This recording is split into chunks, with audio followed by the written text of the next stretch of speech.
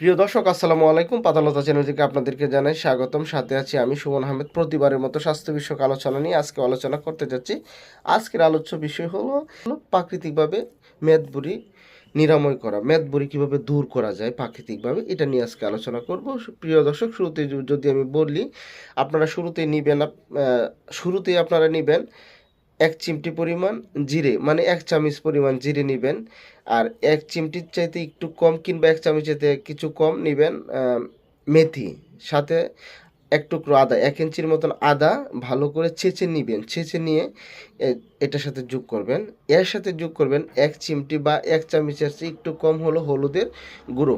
এই ৪টা মিশ্রণকে একসাথে করে নিবেন। এই ৪টা মিশ্রণকে একসাথে করে নেওয়ার পরে ১ গ্লাস পরিমাণ পানি নেবেন। পানি নিয়ে একটা পাত্রে ঢেলে দিবেন। ঢেলে দেওয়ার পরে এই ৪টা মিশ্রণ আপনারা এই পানিতে ছেড়ে দিবেন। ছেড়ে দেওয়ার পরে কমপক্ষে ৫ মিনিট এটা ভালো করে ঝাল করে নিবেন। ভালো করে ফুটিয়ে নিবেন। নেওয়ার পরে ৫ মিনিট পরে ওই চুলা থেকে নামিয়ে নিবেন। নামানোর পরে যখন ঠান্ডা অবস্থায় হবে, তখন আপনি রাত্রে ঘুমানোর আগে এই মিশ্রণটা, এই পানিটা খেয়ে নেবেন। খেয়ে নেওয়ার পরে আপনারা সপ্তাহ থেকে ১৫ দিন অপেক্ষা করবেন। দেখবেন আস্তে আস্তে আস্তে আস্তে প্রাকৃতিকভাবে আপনার মেদবুড়ি কমা শুরু হয়ে গেছে। কিন্তু ভালো রেজাল্টের জন্য কমপক্ষে আপনার ২ মাস খেতে হবে।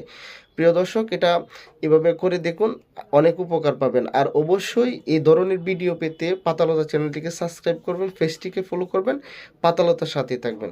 ধন্যবাদ।